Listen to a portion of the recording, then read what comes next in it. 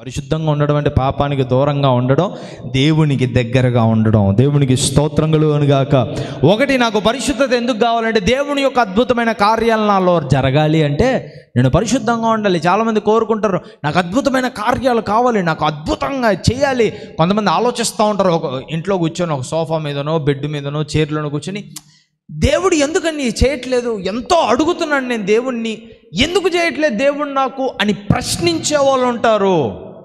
దేవుణ్ణి గుచ్చి అడుగుతారు ప్రార్థన చేసేటప్పుడు, ఏమో యేసయ్యా మేమైతే నిన్ను అడుగుతున్నాను, నువ్వెందుకో వినడం లేదు, మరి నీ చిత్తం ఏమో ఏందో అర్థం ఫీల్ అవుతుంటారు. దట్స్ నాట్ రాంగ్, ఫీల్ అవ్వడం తప్పని నేను చెప్పను. కాకపోతే అడిగేటప్పుడు ఏంటో యేసయ్యా నేను అడిగాను అంటే నేను మంచిగా అడిగాను, నువ్వు ఇవ్వట్లేదు, అర్థమైందా? ఫీలింగ్ అన్నమాట. నేను అడిగాను నువ్వు ఇవ్వట్లేదు, ఏమో నీ ఇష్టం. నేనైతే మాత్రం ఎన్నో మంచి కార్యాలు చేయాలనుకున్నాను, నేను పలానా పనులు చేయాలనుకున్నాను, ఏదో అంతా నీ పని కోసమే కదా, నీ నామే కదా కనపడేది, సరే నీ చిత్తంలే అని అంటారు. అవునా? ఫీల్ అవుతారు దేవుడు ఇవ్వట్లేదు, దేవుడు ఎందుకు చేయట్లేదు అని. అయితే ఒకటి, నీకు పరిశుద్ధత ఉందా అనేది ఒకసారి పరీక్షించుకోండి. పరిశుద్ధత లేకపోతే నీవు దివారాత్రములు దేవుడిని అడిగినా చెల్లదే. పరిశుద్ధత లేకపోతే ఎంత పోరాడినా నీకు దొరకదు. పరిశుద్ధత లేకపోతే ఎంత ప్రాకులాడినా నీకు జరగదు. గుర్తుపెట్టుకోండి, పరిశుద్ధత ఉంటే దేవుని యొక్క అద్భుతమైన కార్యాలు జరుగుతాయి. దేవునికి స్తోత్రములు గాక. ఇంకోటి, పరిశుద్ధత నాకు ఎందుకు కావాలి? పరిశుద్ధత నాకు ఎందుకు కావాలి? ఎందుకు కావాలండి? ప్రూఫ్ కోసం. ఏంటా ప్రూఫ్? రుజువు. ఏంటా రుజువు? డాక్యుమెంట్స్ చూపిస్తారు కొంతమంది. ఈ భూమి ఎవరిది అంటే డాక్యుమెంట్స్ చూపిస్తారు. ఏం చదివావు నువ్వు అంటే నేను పలానా ఎంబీబీఎస్ చేశానంటే, ఎవరిగా నీకు ఏడవుతుంది ఎంబీబీఎస్ అంటే ఏం చేస్తారు? సర్టిఫికేట్స్ చూపిస్తారు, ప్రూఫ్ నేను చేశాను అనడానికి. అవునా? అయితే ఇప్పుడు నేను దేవుని పెట్టాను, వాట్ ఇస్ ద ప్రూఫ్? నా దగ్గర ఉన్న ఆధారం ఏంటి? ఇదిగయ్యా ఈ రూపం దేవుంది అంటే, మన ఆ రూపం ఎవరిది? దేయందా అని అడుగుతాడు ఎదురుకున్నాడు. మరి వాటి రూపం కూడా దేవుందే కదా. Then what is the proof?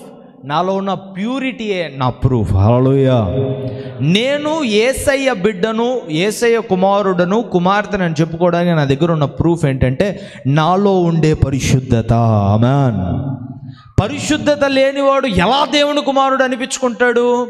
దేవుని పోలికలు లేనివాడు, దేవుని పోలికలు లేనివారు దేవుని కుమారులు కుమార్తెలు ఎలా అవుతారు? అవునా? నేను నా తండ్రి కుమారుణ్ణంటే, నేను నా తల్లి కుమారుణ్ణంటే నాలో వారి రక్తం ఉంటుంది. అవునా? నాలో నేను వద్దనుకున్న వారి పోలికలు ఉంటాయి. అవునా? ఇప్పుడు నేను నా ముఖాన్ని మార్చుకోగలనా? లేదా ఎవరో ఒకసారి నాకు ఒక ఫోటో పెట్టారు, నా ఫోటోని తీసుకొని ఇక్కడ జస్ట్ కొంచెం మీసాలు గండుగా పెడితే సంసోనం అలాగే ఉన్నా అంటే ఏంటి? పోలిక వచ్చింది. అవునా? ఇప్పుడు నేను యేసయ్య కుమారుణ్ణి అని చెప్తున్నాను, పరిశుద్ధత అనే పోలిక నాకు లేదు. ఏంటి ప్రయోజనం? నేను దేవుని కుమార్తెను అని చెప్తున్నాను, పరిశుద్ధత నాలో లేదు. ఏంటి ప్రయోజనం? గుర్తుపెట్టుకోండి, పరిశుద్ధత నాకెందుకో తెలుసా? నేను ఎందుకు పరిశుద్ధుడిగా బ్రతకాలో తెలుసా? ఎందుకని పరిశుద్ధంగా బ్రతకడానికి పోరాడాలో తెలుసా? నిజంగా పరిశుద్ధంగా బ్రతకడం అంటే సింపుల్ థింగ్ ఏం కాదండి, ఈజీగా అయిపోదండి. పరిశుద్ధంగా బ్రతకడం అంటే దానికోసం చాలా తిప్పలు ఉంటాయి. పాపం వచ్చి నిన్ను ముట్టుకున్నప్పుడు దాన్ని ఆపుకోగలగాలి. టెంప్టేషన్స్ వచ్చినప్పుడు వాటిని అదుపు చేయగలగాలి. ప్రేరేపణలు వచ్చినప్పుడు, సాతానుడు నీలో కొన్ని కోరికలు కలగజేసినప్పుడు వాటిని ఎదిరించాల్సి వస్తుంది.